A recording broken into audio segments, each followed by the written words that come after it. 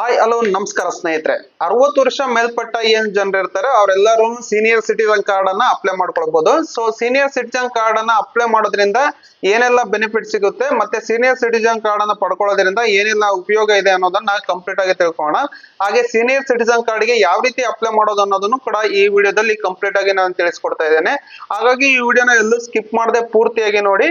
ಆಗ ನಿಮಗೆ ಏನೆಲ್ಲ ಬೆನಿಫಿಟ್ ಇದೆ ಸೀನಿಯರ್ ಸಿಟಿಜನ್ ಕಾರ್ಡ್ ಇಂದ, ಹಾಗೆ ಅದನ್ನ ಅಪ್ಲೈ ಮಾಡೋದು ಹೇಗೆ ಅನ್ನೋದನ್ನ ನೀವು ತಿಳ್ಕೊಳ್ಬಹುದು. ಇನ್ನು ನೀವೇ ಖುದ್ದಾಗಿ ಅಪ್ಲೈ ಮಾಡ್ಕೊಳ್ಬಹುದು, ಯಾವುದೇ ತರಹದ ಚಾರ್ಜ್ ಇಲ್ಲದೆ ಇರೋ ತರ. ಸೊ ಅದನ್ನ ಯಾವ ರೀತಿ ಅಪ್ಲೈ ಮಾಡೋದು ಅನ್ನೋದನ್ನ ತಿಳ್ಕೊಳ್ಳೋಣ ಬನ್ನಿ ಫ್ರೆಂಡ್ಸ್. ಹಾಗೆ ನೀವಿನ್ನು ನಮ್ಮ ಚಾನಲ್ ನ ಸಬ್ಸ್ಕ್ರೈಬ್ ಆಗಿಲ್ಲ ಅಂದ್ರೆ ಈಗಲೇ ಸಬ್ಸ್ಕ್ರೈಬ್ ಆಗಿ, ಹಾಗೆ ಪಕ್ಕದಲ್ಲಿ ಬರುವ ಬೆಲ್ ಐಕನ್ ಫ್ರೆಂಡ್ಸ್. ಹಾಗೆ ಈ ವಿಡಿಯೋನ ಪ್ರತಿಯೊಬ್ಬರಿಗೂ ಶೇರ್ ಮಾಡಿ ಫ್ರೆಂಡ್ಸ್.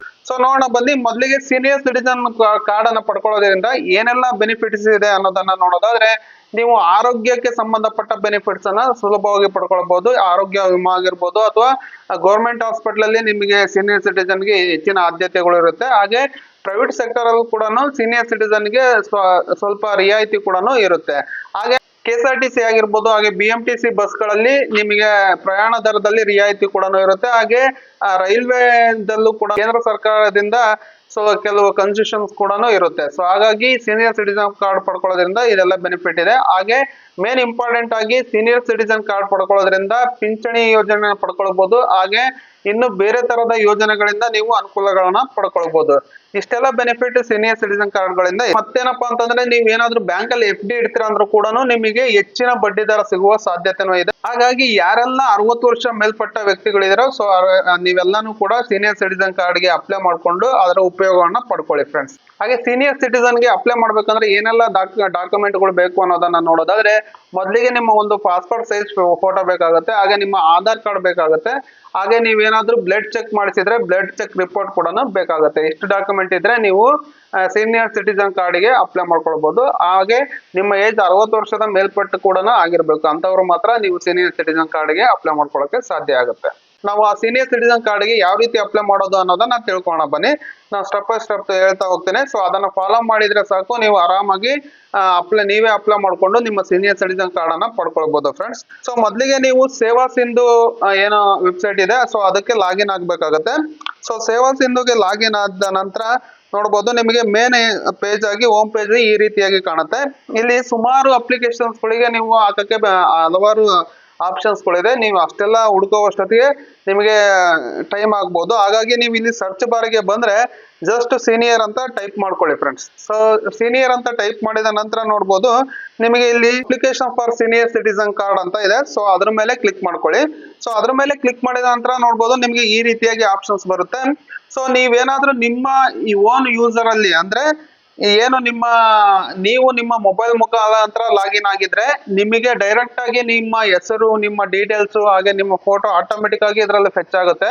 ಒಂದ್ ವೇಳೆ ನೀವೇನಾದ್ರೂ ಬೇರೆ ಏನಾದ್ರೂ ಗ್ರಾಮವನ್ನ ಆಗಿರ್ಬೋದು ಅಥವಾ CSC ಸೆಂಟರ್ಗಳಿಗೆ ಕರ್ನಾಟಕಗಳಲ್ಲಿ ನೀವು ಅಪ್ಲೈ ಮಾಡಿಸ್ತಾರ ಅಂತಂದ್ರೆ ಈ ರೀತಿಯಾಗಿ ಪೇಜ್ ಓಪನ್ ಆಗುತ್ತೆ. ಅಲ್ಲಿ ನೀವು ಇಂಡಿವಿಜುವಲ್ ಆಗಿ ನೀವು ಫಿಲ್ ಮಾಡ್ಕೊಳ್ಬೇಕಾಗತ್ತೆ.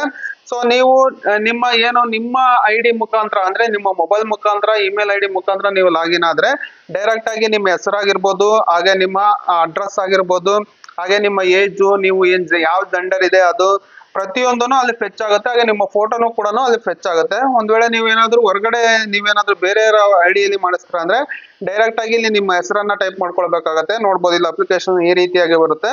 ಇಲ್ಲಿ ನಿಮ್ಮ ಹೆಸರು ಹಾಗೆ ನಿಮ್ಮ ಅಡ್ರೆಸ್ ಅನ್ನ ಟೈಪ್ ಮಾಡ್ಕೊಳ್ಳಿ. ಅದಾದ ನಂತರ ನಿಮ್ಮ ಡೇಟ್ ಆಫ್ ಬರ್ತ್ ಏನಿದೆ ಸೊ ಅದನ್ನ ನೀವು ಸೆಲೆಕ್ಟ್ ಮಾಡ್ಕೊಳ್ಳಿ. ಸೊ ನಿಮ್ಮ ಡೇಟ್ ಆಫ್ ಬರ್ತ್ ಸೆಲೆಕ್ಟ್ ಮಾಡಿದ ತಕ್ಷಣ ಆಟೋಮೆಟಿಕ್ ಆಗಿ ನಿಮ್ಮ ಏಜ್ ಕೂಡ ಅಲ್ಲಿ ಬರುತ್ತೆ. ಹಾಗೆ ನಿಮ್ಮ ಲಿಂಗ ಜೆಂಡರ್ ಏನಿದೆ ಅದನ್ನ ಸೆಲೆಕ್ಟ್ ಮಾಡ್ಕೊಳ್ಳಿ, ಮೇಲಾ ಫಿಮೇಲ್ ಅನ್ನೋದನ್ನ. ಇಲ್ಲಿ ಎಮರ್ಜೆನ್ಸಿ ಕಾಂಟ್ಯಾಕ್ಟ್ ನಂಬರ್ ಇದೆ, ಬೇಕಾದ್ರೆ ಕೊಟ್ಕೊಳ್ಳಿ, ಇಲ್ಲಾಂದ್ರೆ ಬಿಡಿ.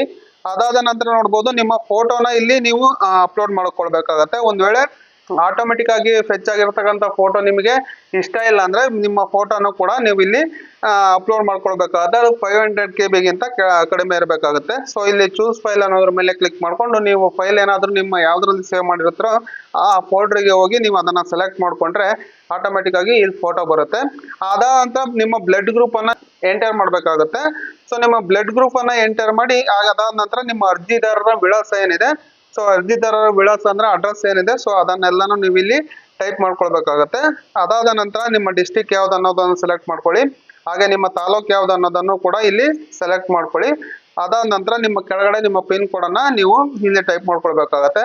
ಹಾಗೆ ಅಕ್ನಾಲಜ್ಮೆಂಟ್ ಸ್ವೀಕೃತ ರೂಪ ಅಂತ ಕೇಳ್ತದೆ, A4 ಅಥವಾ A8 ಅಂತ. A4 ಅನ್ನೋದನ್ನ ಸೆಲೆಕ್ಟ್ ಮಾಡ್ಕೊಂಡು ಕೆಳಗಡೆ ನೋಡ್ಬೋದು ಐ ಅಗ್ರಿ ಅನ್ನೋ ಒಂದು ಆಪ್ಷನ್ಸ್ ಇದೆ. ಸೊ ಅದ್ರ ಮೇಲೆ ಕ್ಲಿಕ್ ಮಾಡ್ಕೊಂಡು ಅದಾದ ನಂತರ ನೋಡ್ಬೋದು ಕೆಳಗಡೆ ಕೆಲವು ಕ್ಯಾಪ್ಚಾ ಇದೆ. ಸೊ ಆ ಕ್ಯಾಪ್ಚಾನ ನೀವು ಇಲ್ಲಿ ಎಂಟರ್ ಮಾಡ್ಕೊಳ್ಬೇಕಾಗತ್ತೆ. ಸೊ ಆ ಕ್ಯಾಪ್ಚಾನ ಎಂಟರ್ ಮಾಡ್ಕೊಂಡು ಕೆಳಗಡೆ ಸಬ್ಮಿಟ್ ಅನ್ನೋ ಒಂದು ಆಪ್ಷನ್ಸ್ ಮೇಲೆ ಕ್ಲಿಕ್ ಮಾಡ್ಕೊಳ್ಬೇಕಾಗತ್ತೆ. ಸಬ್ಮಿಟ್ ಅಂತ ಕ್ಲಿಕ್ ಮಾಡಿದ ನಂತರ ನೋಡ್ಬೋದು ನೀವು ಫಿಲ್ ಮಾಡಿರ್ತಕ್ಕಂಥ ಡೀಟೇಲ್ಸ್ ಎಲ್ಲಾನು ಕೂಡ ಇಲ್ಲಿ ಶೋ ಆಗುತ್ತೆ. ಅದೆಲ್ಲ ಒಮ್ಮೆ ಕ್ರಾಸ್ ಚೆಕ್ ಮಾಡ್ಕೊಳ್ಳಿ.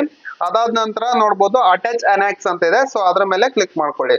ಅಟ್ಯಾಚ್ ಅನೆಕ್ಸ್ ಮೇಲೆ ಕ್ಲಿಕ್ ಮಾಡಿದ ನಂತರ ನೋಡ್ಬೋದು ಈ ರೀತಿಯಾಗಿ ಬರುತ್ತೆ. ಇಲ್ಲಿ ನಿಮಗೆ ಅಟ್ಯಾಚ್ ಆಗಿ ಎನ್ಕ್ಲೋಸರ್ ಆಗಿ ಕೆಲವು ಪ್ರೂಫ್ ಗಳನ್ನ ನೀವು ಅಪ್ಲೋಡ್ ಮಾಡ್ಬೇಕಾಗತ್ತೆ. ಏಜ್ ಪ್ರೂಫ್ ಆಗಿರ್ಬೋದು, ಹಾಗೆ ಬ್ಲಡ್ ಗ್ರೂಪ್ ಆಗಿರ್ಬೋದು, ಬ್ಲಡ್ ಗ್ರೂಪ್ ರಿಪೋರ್ಟ್ ಅನ್ನ ಅಪ್ಲೋಡ್ ಮಾಡ್ಬೇಕಾಗತ್ತೆ. ಹಾಗೆ ಅಡ್ರೆಸ್ಗಾಗಿ ಇನ್ನೊಂದು ಪ್ರೂಫ್ ಅನ್ನ ನೀವು ಅಪ್ಲೋಡ್ ಮಾಡ್ಬೇಕಾಗತ್ತೆ.